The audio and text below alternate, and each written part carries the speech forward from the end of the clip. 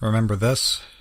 This right here is my other center, the looming cloud of overthinking that plagues me to this day.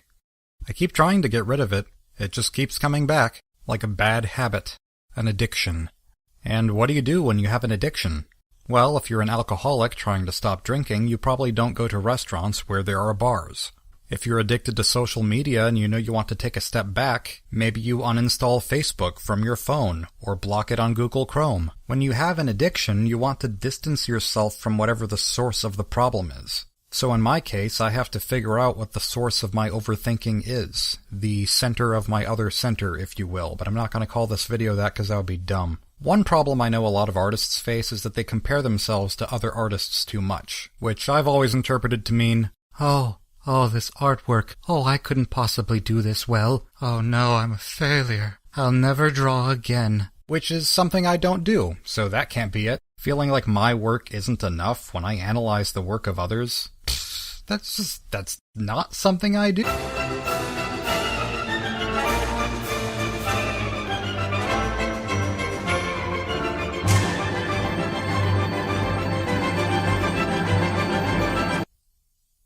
Oh.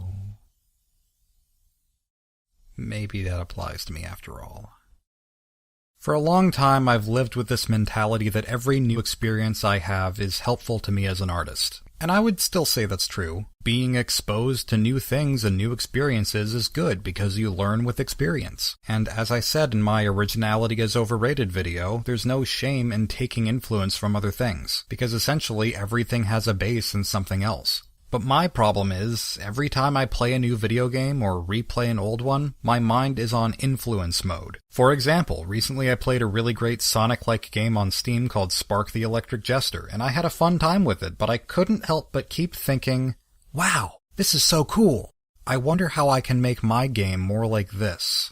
That's not limited to Spark, that's what I think every time I play a game. Or if it's a game I don't like so much, I think, how can I avoid making this? Somehow it's just not enough for me to play a game and enjoy it, I always have to pick it apart. I see it as a bunch of graphics that someone made, a bunch of lines of code that someone wrote, and a bunch of ideas someone had, instead of a personal experience, a world that I can visit and be a part of. It's almost like I don't trust myself to subconsciously learn from the experience.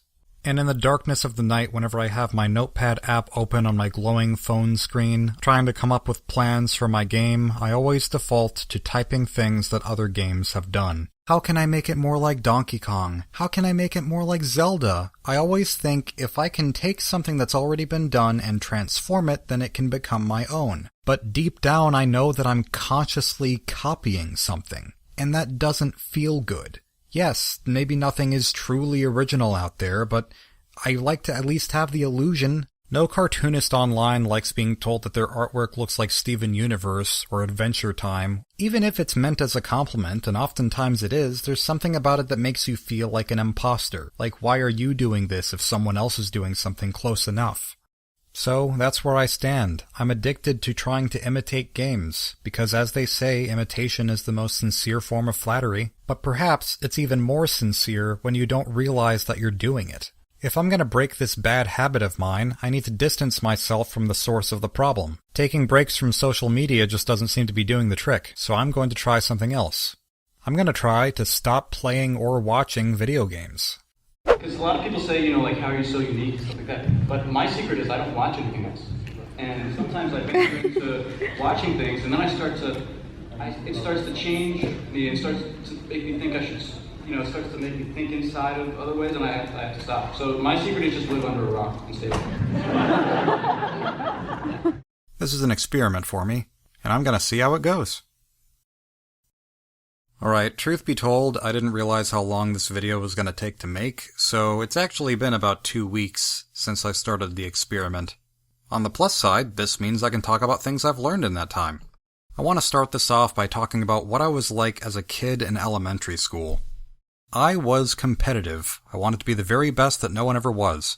I wanted to run the fastest in all the relay races, be the best artist in the school, take first place in all the spelling bees, and get the best grades in creative writing.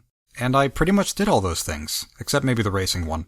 I also found some satisfaction in being one of the few esteemed students to be part of the gifted program, even though I didn't really know what that meant. And around that time in my life, partly thanks to the Gifted program, I discovered a lot of things that were right up my alley. Things like riddles, brain teasers, logic puzzles, optical illusions, math-based magic tricks, sideways arithmetic from Wayside School, Calvin and Hobbes. I loved this stuff. I was becoming in touch with my inner nerd. And I think I might know one of the big things that connects those aspects of my past with the decision that I made recently to distance myself from my influences. Maybe it's not the best thing to admit, but I want to be honest with myself. I like feeling proud. It's a little different nowadays. I no longer seek to be this gold standard for people to suck up to. Now it's more that I just want a sense of accomplishment. And oftentimes, for me, this sense of accomplishment comes from feeling smart. Part of the reason I crack puns all the time is because part of me feels witty when I do so. And that could also be part of the reason that I never seem to grow tired of games where you have to solve puzzles. And indeed, it's probably why I feel better following my instincts instead of writing down research notes for every game that I play. Something about that just gives me a greater sense of ingenuity, like I'm not cheating my way to success with some formula. Regardless of whatever success I might or might not achieve, I want to be able to look back at what I made in the end and be able to say, I